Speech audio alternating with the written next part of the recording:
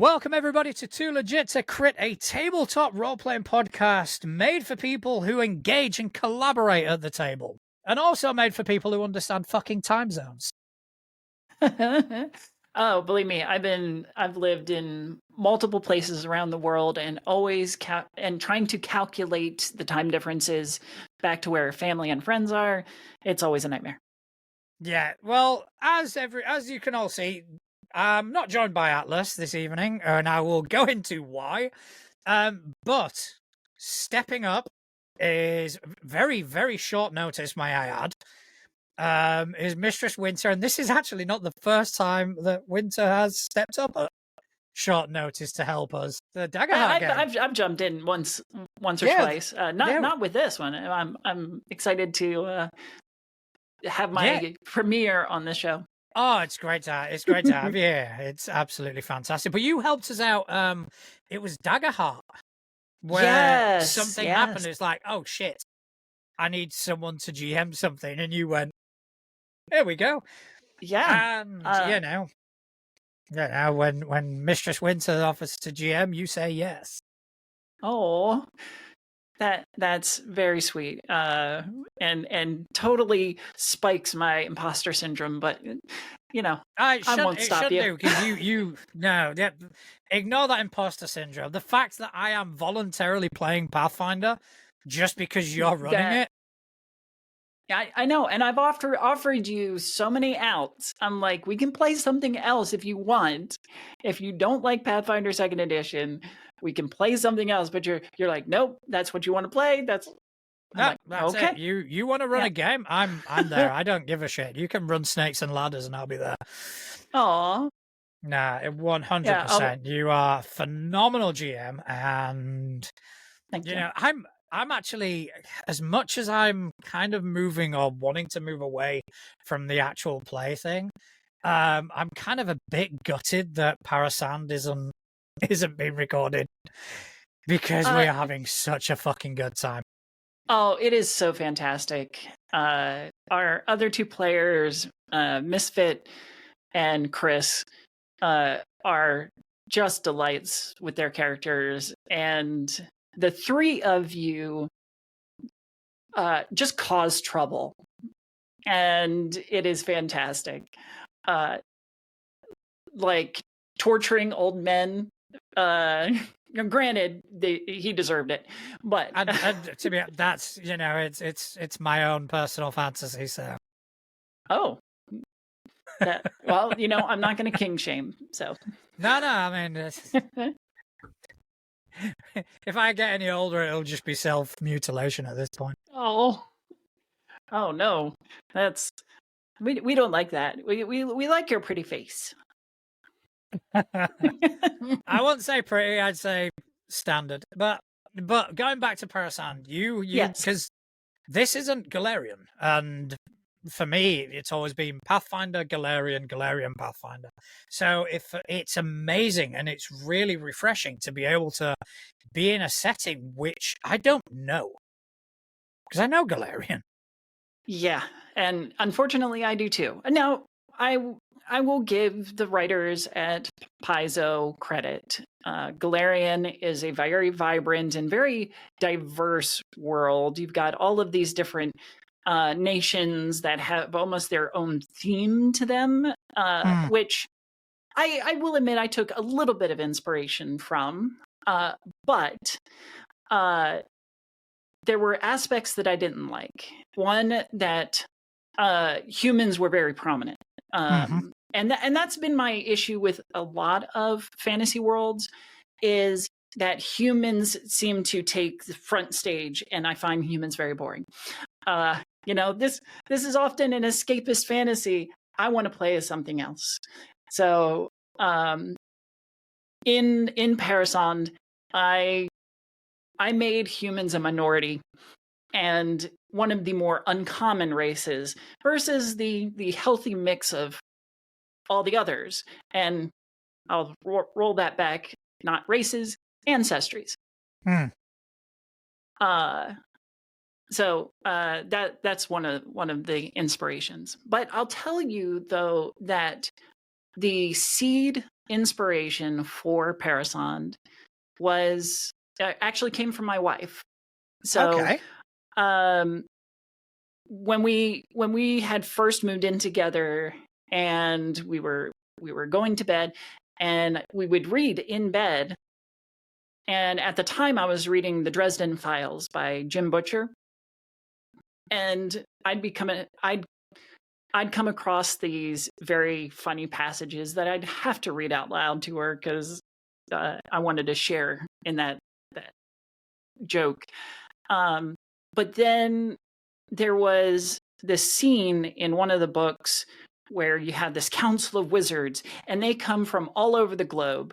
So they all have their different accents in my head. And I was like, oh, imagine trying to be the audiobook reader trying to do all of these different accents. And so I did try. And I'm not great at all of them. In fact, there's quite a few that I need a lot of help with, like German, French. I definitely couldn't do like an African accent. But I started reading it to her, and I started reading. We got really into the whole series. One of the villains of I put villains in quotes. One of the villains in antagonists, I'll say, in the Dresden Files is Mab, the queen of ice and darkness, the fairy queen of ice and darkness, and around her and her kind of vibe is darkness and cold and death and all of that kind of vibe. So one day my wife says, I would like to see ice and snow, like winter, be seen as something life-giving, because the winter means family and coming together and warmth and stuff like that, with all the snow and the cold and the ice outside. And I was thinking about it. I was like, well, I'm going to create a world that has a nation or a region that is permanently snow and ice and cold, but it actually flourishes with flora and fauna of its own, and has a healthy economy. There's villages and towns in a city, and it's full of life rather than death or darkness. And that Parasand kind of grew out of what I called the snowfields. So the snowfields started, and then everything else branched out from that.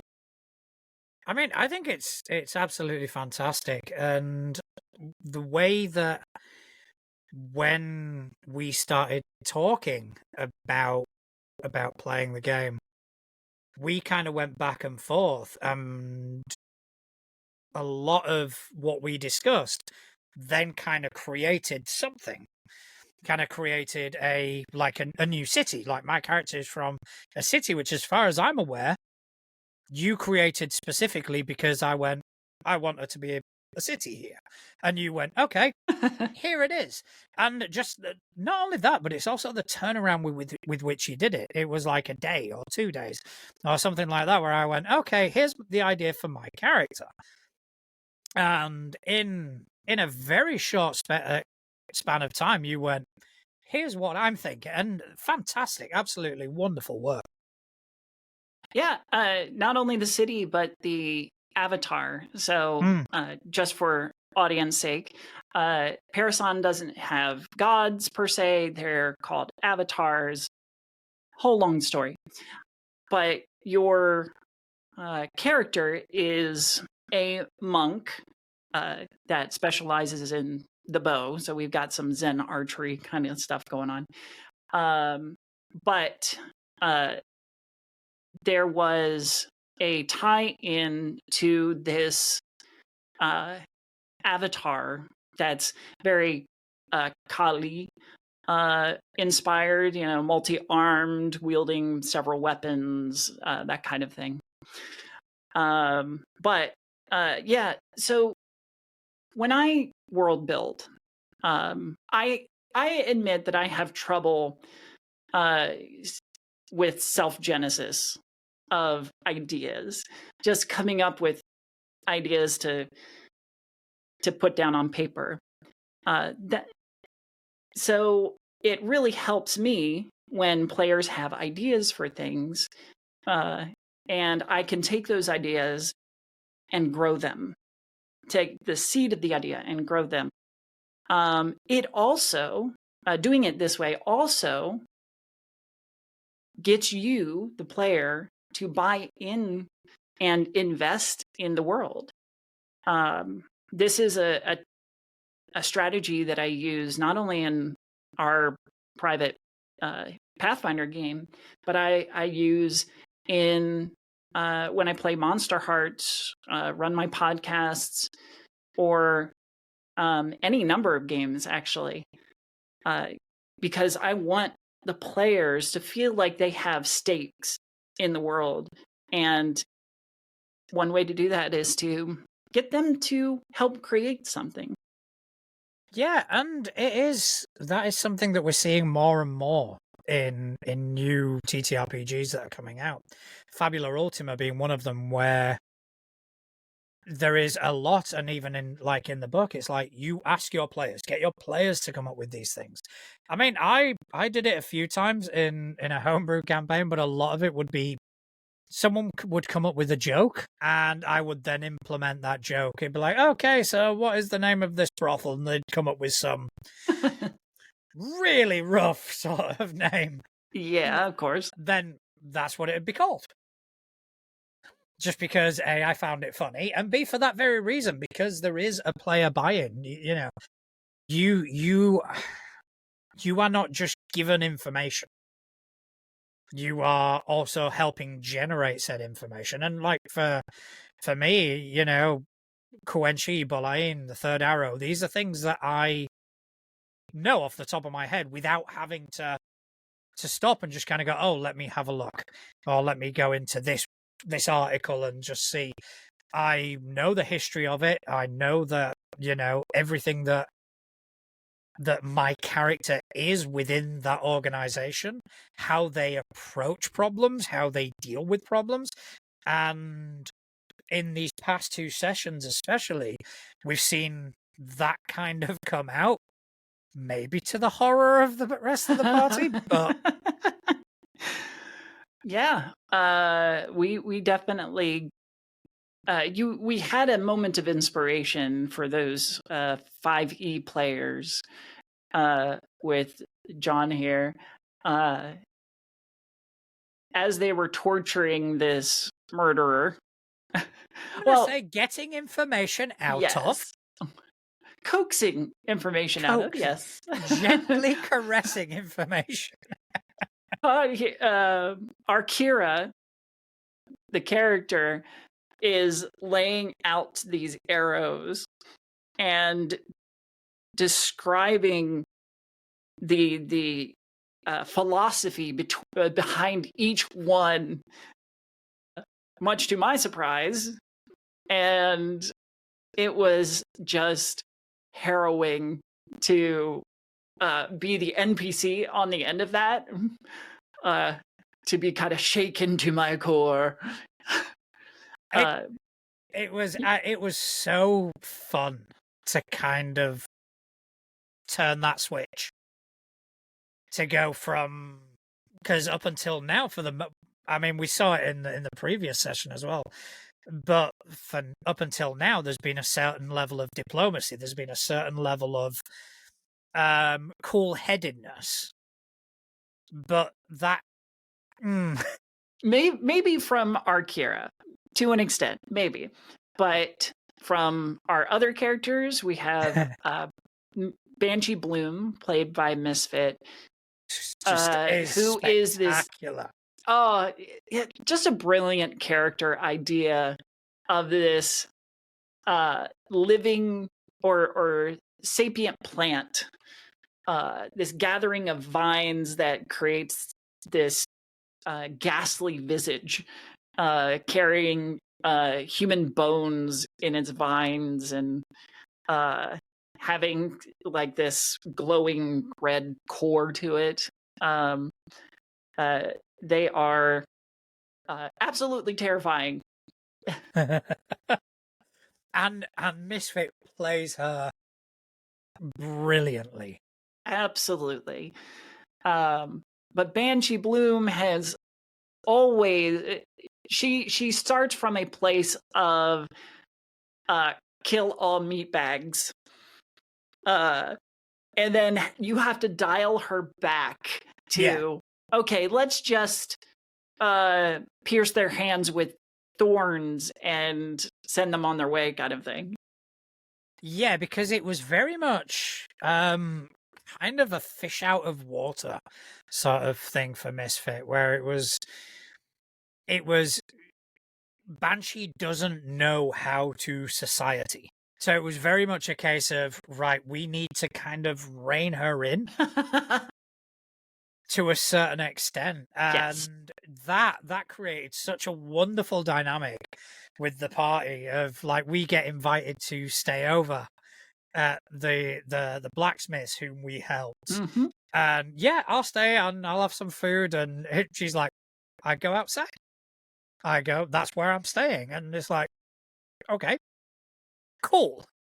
Yeah. But it is very much a character driven. And I think all three of us, we lean heavily into, this is my character, these are the choices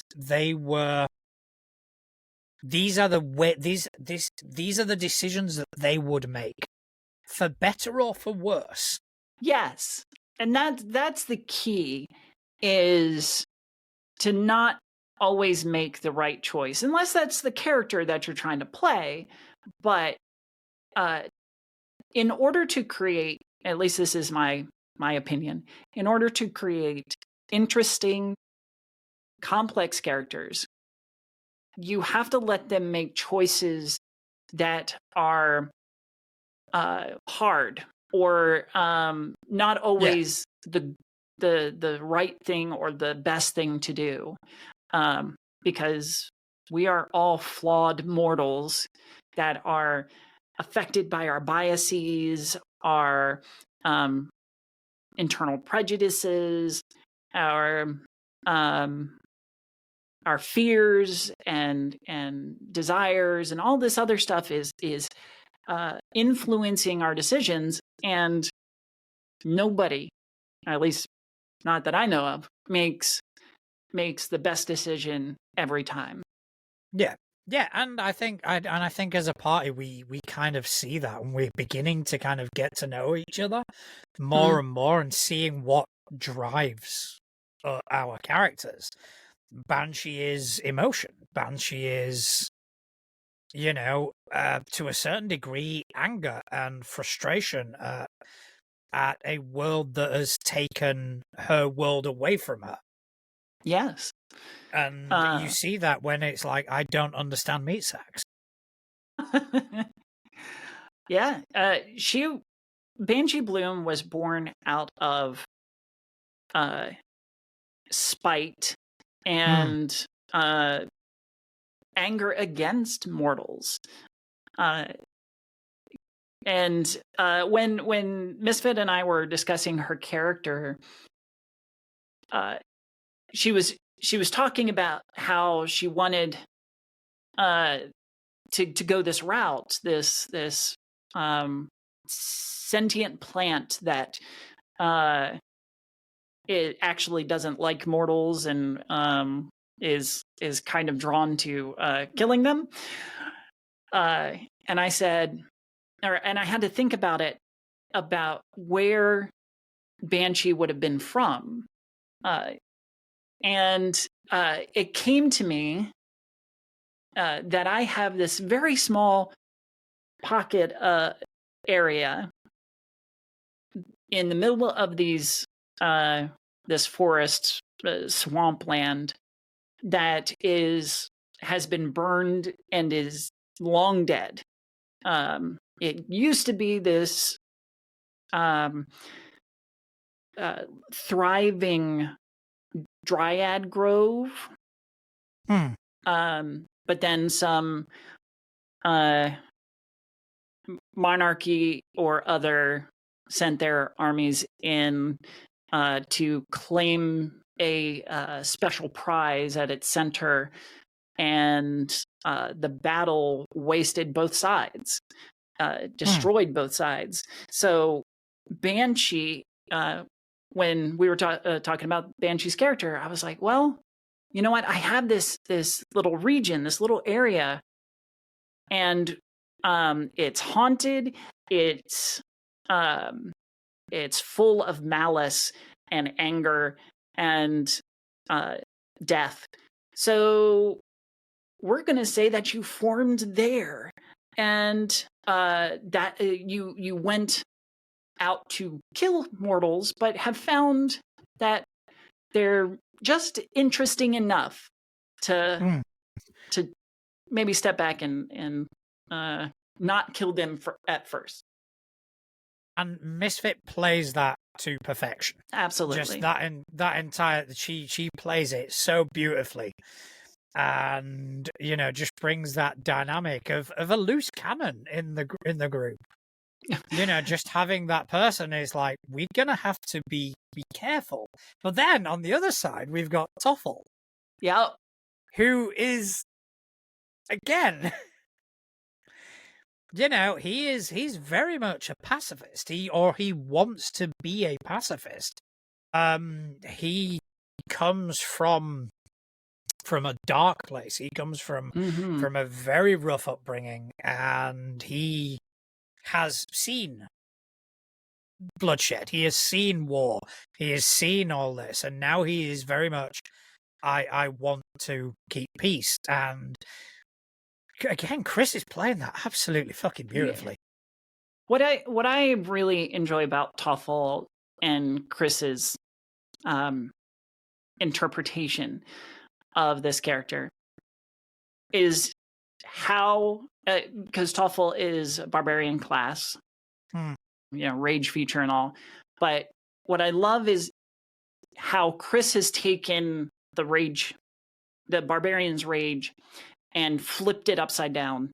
So it's not I get angry, Hulk smash kind of thing. It is I fall into a place of trauma, a place of disassociation almost. Yeah. And I just go deathly silent mentally. And that's where the extra strength comes in. That's where the brutality can come in. Because a part of his mortality, and I'm using mortal in place of humanity. So just for context, part of his mortality is just shoved away, and just becomes a killing machine. And I think that there is nobody inherently good in our party. We're not evil in any stretch of the way, but none of us are inherently good. Because obviously Banshee is kill 'em all. Toffle is trying to be good, but he's got that sort of switch. And Akira is League of Shadows, but less shadows. Yeah. I mean, you do like to hide behind things, but that's just more to hide behind things. Strategy rather than cowardice. Yeah, she is tactical. She is 100% so everything she does is a tactic. So even in just interrogating an old murderer is a tactic, and the way she went about that was a tactic. Like, I think we had a conversation in character after it happened, and I would have 100% killed him. Yep. If he did not serve a purpose, what's the point? And that is her mentality. And I think it's going to be really interesting because we're going to get into trouble. I can see it happening. Yeah. You're now on the trail of this merchant captain, and Prick. have found what you can only describe as an illegal dump site of these strange chemicals and equipment in this graveyard. So it's going to be interesting where the plot links out from that. Yeah, I've been thinking, and I can't. I'm looking forward to finding out how that connects. But yeah, I'm currently drawing blanks. But I must say, I really enjoyed your twist on the undead that you did.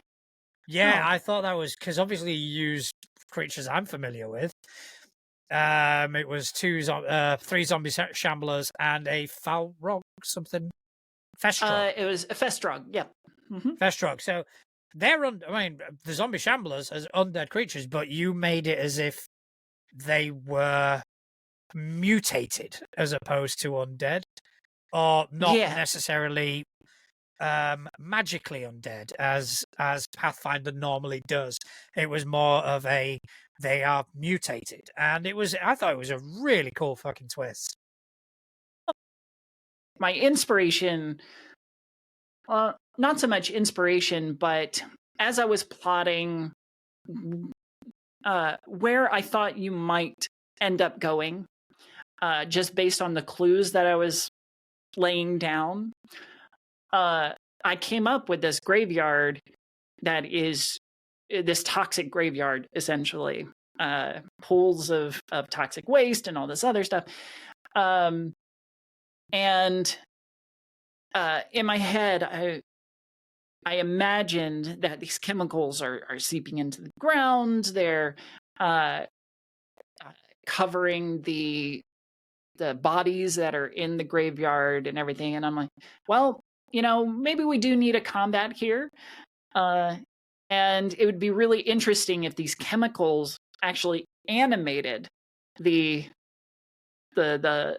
bodies, and thus you got several zombies and a ghoul that was very plague ridden and could have caused some real damage if you weren't stupidly good with your ranged attacks.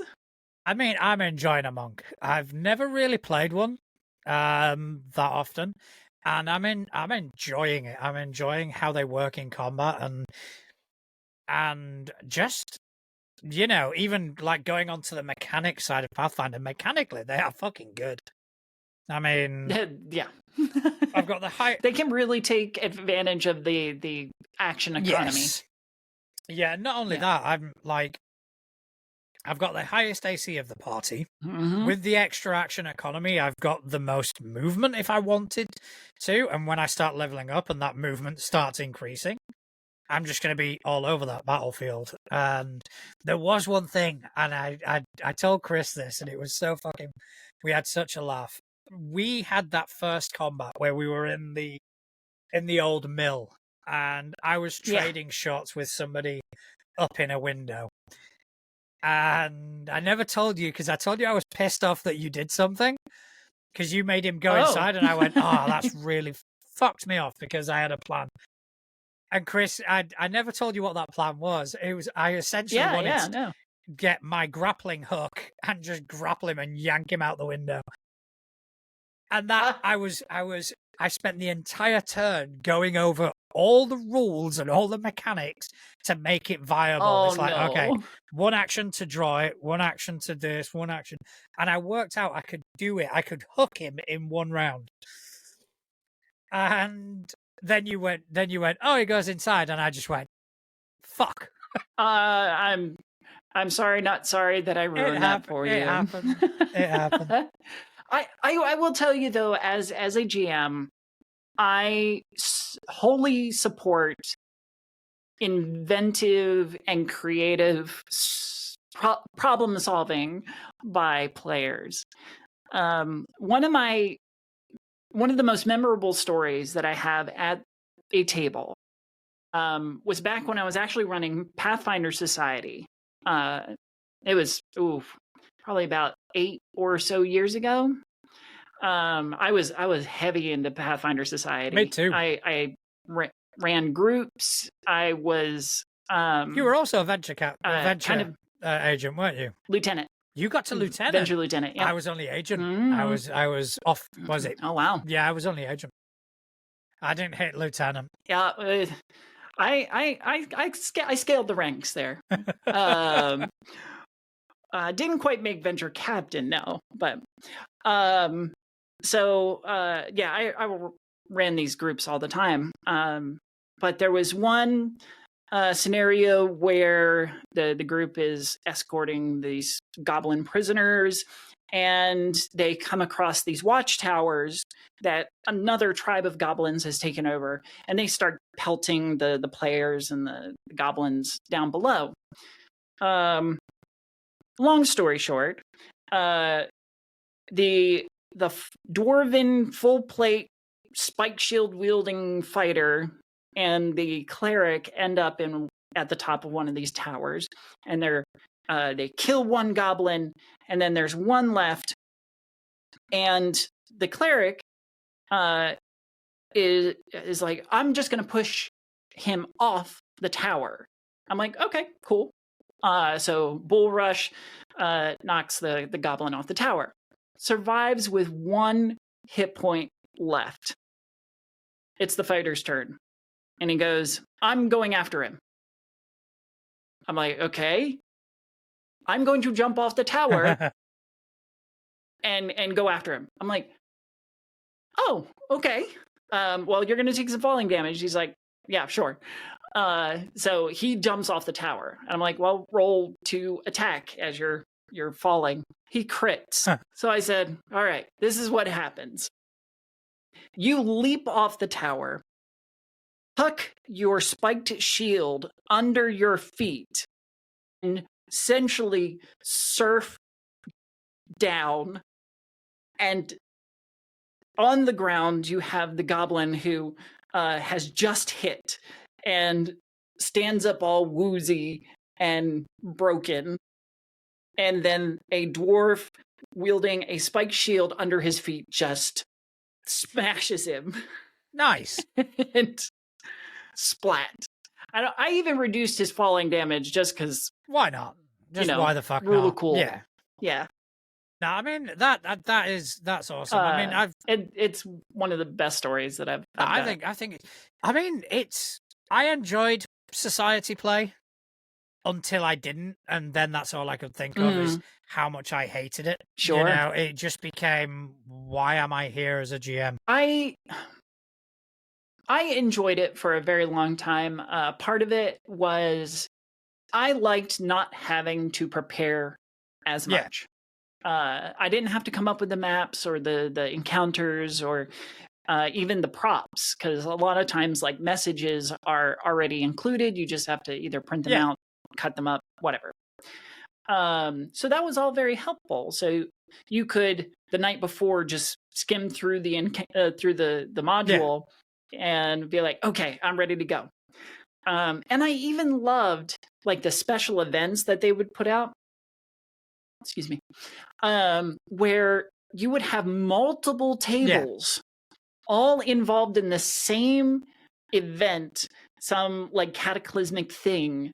And every table, no matter what their level is, they're all working towards some obtainable goal, like defending a city or holding back hordes of demons or some other thing.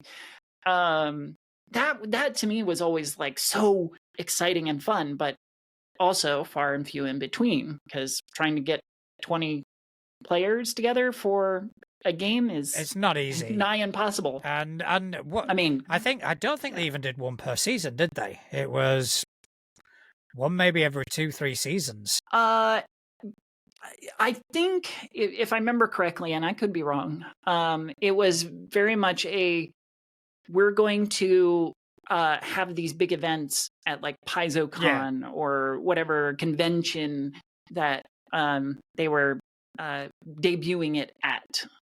So that's how they would get all the players, is because they were all at the convention. But yeah, I eventually grew weary of Pathfinder Society, and after I moved away from where I was running the games, I just never picked it back up again, and moved on to other things. Yeah, I mean, for me, it just got to the point because I was organizing, which I didn't mind the organizing part. The organizing part was straightforward, but it just got to the point where I would run these games and I'd just be sat there going, I could quite literally just hand you the book and you just crack on. And it got to a point where I just had to turn around to my lieutenant and just go, I'm out. I'm done. You know, I don't feel comfortable promoting and recommending a system which I have fallen out of love with. I was one of the flag bearers for Pathfinder, but then it got to a point of, you know what? I'm going to go. I've got Delta Green to play. I've got Blades in the Dark. I've got all these games that fit my GM style far better than Pathfinder. Sure. So, I'm just going to focus on them now. Well, you know, that's kind of where I've gone as well. Now, yes, second edition holds a special place in my heart because I really think that it elevated Pathfinder to a new generation and was directly competitive with 5e. And I liked it better than 5e. I still do, but that's neither here nor there. But I have found other games that I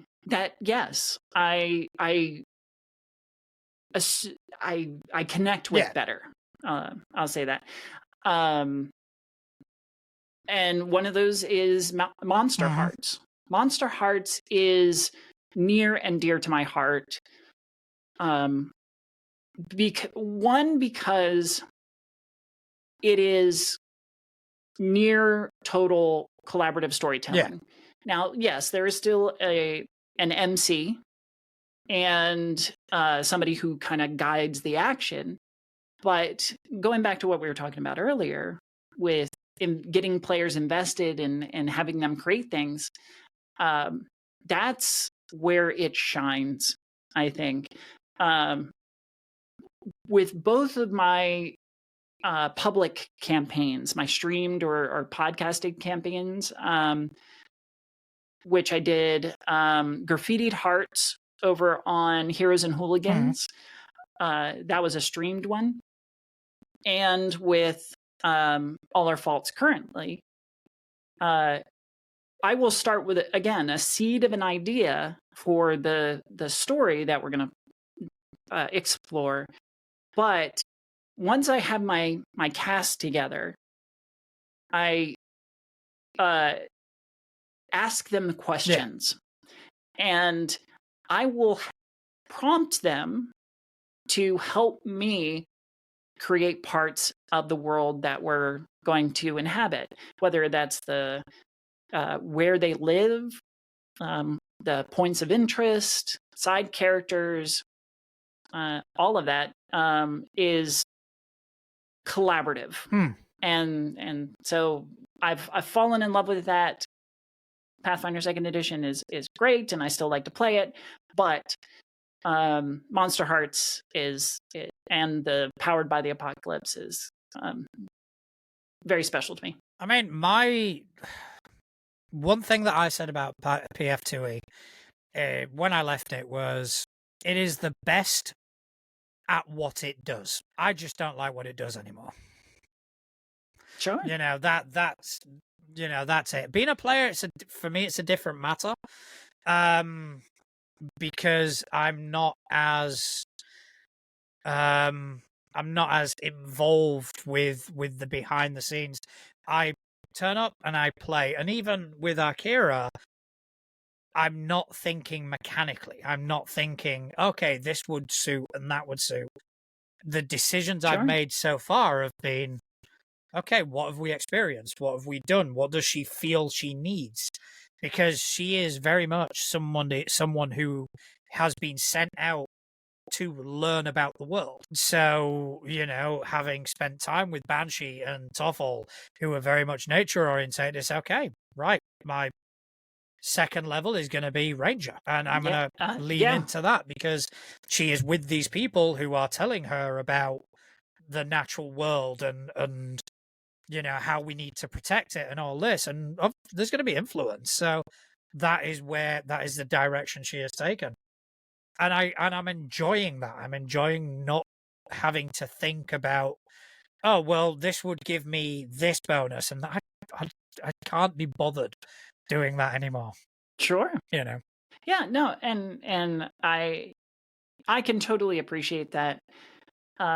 Yes, Pathfinder 2nd Edition is a bit crunchy at times, but if there's something that I've learned from all the various games that I've played, especially like Shadowrun, I love the world of Shadowrun, but it is so crunchy. Like it is bogged down. It bogs itself down with all the rule sets, and yes, 2nd Edition does approach that. But if there's one thing that I've learned through playing those kinds of games is to not rule lawyer. Yes, keeping players and actions and things in certain parameters is good, because you don't want things getting too off the rails and then you lose all complete control, and then you can't bring it back together. But if you allow for players to be creative, allow for the mechanics to serve the players, serve their actions rather than the other way around, then everybody can have a better time.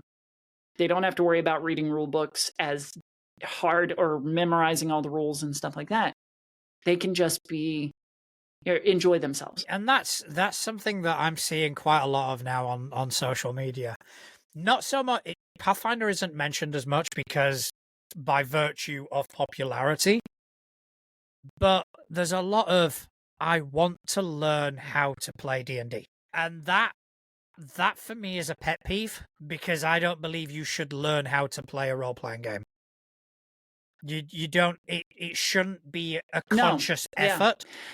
You should, you should have a GM who can facilitate and help you learn or help you pick it up naturally. That's kind of where, when I see that, I just always kind of go, no. It's so I'm two minds about it, and I don't think they're necessarily opposed. Yes, everybody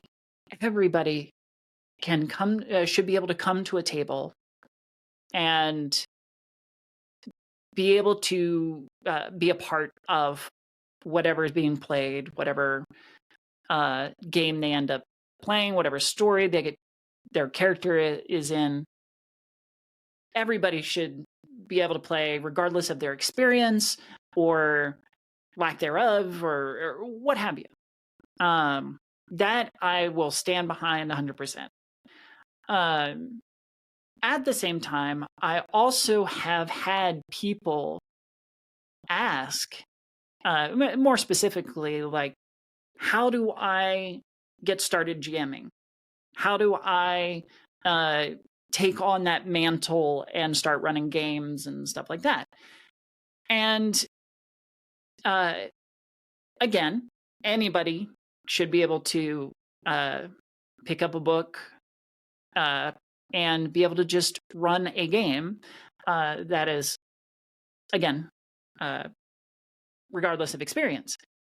But I do believe that those of us who do have experience, those of us who have been in the trenches and have really fought to get where we are, we might have a bit of an responsibility, if not obligation almost to lift those people up who they may not have it experience, they may not know what they're doing, and are afraid to take that next step. That we can say, hey, I've got all this experience. I would be happy to share my experience with you, to give you my best practices, or guide you on how to run your first game, or what the best way to learn a system is, or what have you, and to help them set them up for success. Really, Gonna promote. Just looking over at chat now, we've got Sam in chat, and she has put that as someone who's very new to TTRPGs, I get overwhelmed when I try to learn. It's much easier for me to have that guide, and help me filter out things that aren't relevant in that moment. And I think that is quite common, because some of the I mean, even like your more rules light games, they still have a substantial amount of rules for one person to kind of sit down and go, I need to learn this sort of thing. Even like a PBTA game, I still haven't wrapped my head around Avatar.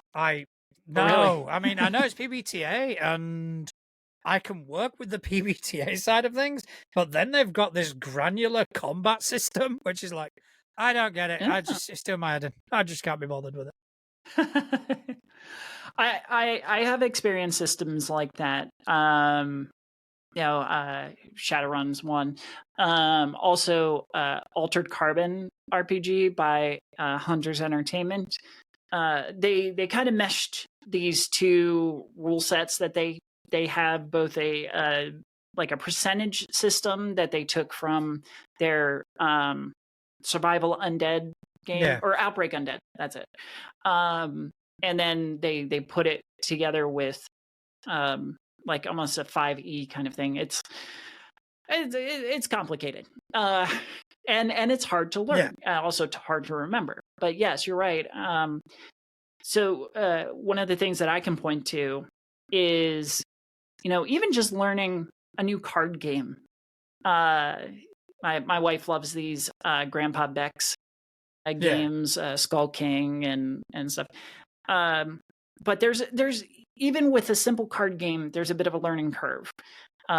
You still have to read the rules, for one, and two, the best way that I think most people, not everybody, but most people learn is by doing, and by playing and seeing examples of and stuff like that. So I might recommend that for new GMs, new facilitators, MCs, that if you can, find someone who's very familiar with the system, or experienced as a GM, and can sit at your table, maybe as a player, and gently guide you when things might be straying off, or something like that. Now that does take a little bit of humility to be like, okay, I was going off the rails here, and that GM brought me back. But having somebody to guide you and to provide reassurance that you're doing well. Yeah. I think that would be a big boon. I mean, that is one of the things that I did enjoy about Society Play, is that in the region I am, the lodge was relatively small, so it was quite a sort of rotating roster of GMs. If they're not GMing this month, they're going to be playing this month, and this, that, and the other, with varying degrees of expertise. And there would be an element of, am I doing that right? and you'd have someone at the table just kind of go, yeah, that's fine, and it really worked. It really helped kind of boost the overall level of the GMs and the players as well. So it was pretty cool. So let's talk about you. Let's talk about the things that you do, and I don't want to give anything away. Sure. So yeah, no. Please tell us Yeah. what you've got coming up in the pipeline. Sure. Well, I did mention a couple of things while you were resetting your Wi-Fi there. But as I previously said, I am the host and producer of the All Our Faults podcast, a Monster Hearts 2 actual play out of the Tabletop Tailspinners Network. We are getting into the third act of our story, and it is a doozy. In fact, the cast and I have one recording left at the end of this month, and then it's a wrap. And it has been such a journey. It is. I'm really excited for the audience to catch up to where we are, because there are some big moments coming up. Similarly, I'm also cast member of Magnificence, a D&D 5e actual play podcast, also from the Tabletop Tailspinners Network. And I play Suda and her twin sister, Naimi. And it is such a great crew. Like there are 6 players. 6? Yeah, okay. And a GM, and Nightmare King G is phenomenal. Always just has these horrifying revelations waiting for us every recording. And we're into our second act of that one, though I think it's only released up to about halfway on the first act. But it is such a great show, so I recommend going to give it a listen. Beyond that, I don't have much else going on. Yeah. Well, I mean, because you are now I think the third cast member of TTN that we've that we've had on the show, and we love everything you guys do. It is. Thank you. For me, it is the gold standard of actual play content. High praise. And I'm a huge fan, and I think anybody who's watching this, anybody who's listening to this, definitely go check out Tabletop Tailspinners Network, because they produce some phenomenal content you won't find anywhere else. Yeah. Director Emma Kokar, it's her vision completely. She's through all the trials and tribulations has been committed to creating TTN and its content, and is just phenomenal in the burden that she bears to be able to have this network of storytellers and shows going on. And I don't remember where I saw the casting call, but about I think it was 2 years ago, I saw the casting call for a 10 Candles actual play that Emma was running, and I was very intrigued because it was an interesting system that I had never played before, and I had to get in on it, and we had this horrifyingly beautiful story that has still yet to release, but soon. Looking forward to it. And we just kind of took off from there, and it's been amazing. It's a great community. I welcome everybody to it. Definitely. Check them out. Check them out on Threads. I believe on Blue Sky as well. They're just Yes. wonderful people. Everyone I've met involved with TTN has been such a delight to kind of play with, and because I was on your Darkest House for Yes, yeah, we did TTN. a That was insanely yeah. fun. Oh, that was so fun. I really like the Darkest House is a module that you can put into any system, any world. Like Yeah. it has that caveat, but it is expansive. Like you and the others only teased into what the Darkest House is. Yeah. Like you only went to a couple of rooms. It's a vast network, and I would love one day to be able to have somebody run the entire thing, at least the first time, because there is a return to the Darkest House. So I do possess it. I do own the Darkest House. So it was on a Monty Cook bundle.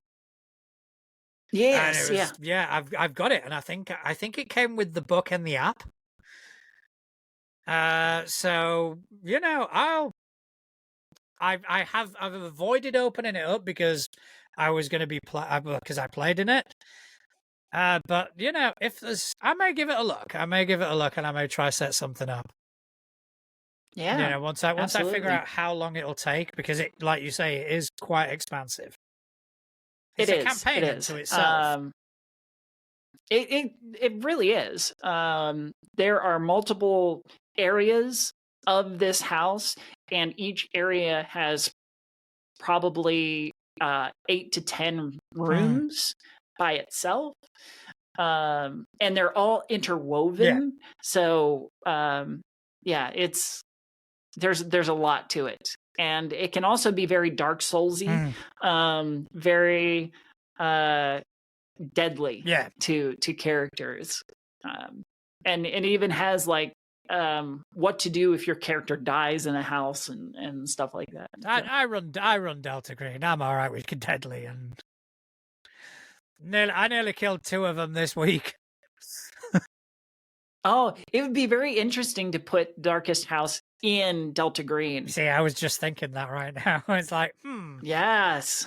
What if? I think that would be a perfect fit vibe-wise. I think it would. Yeah, I think it would, and just like the simplicity of the system as well. I absolutely. definitely agree with that. I will look into it. I'll start looking. But that's about all we've got time for tonight. Winter, thank you again for being my savior this evening, because people don't want to listen to me. People want to listen to someone interesting. Well, I mean,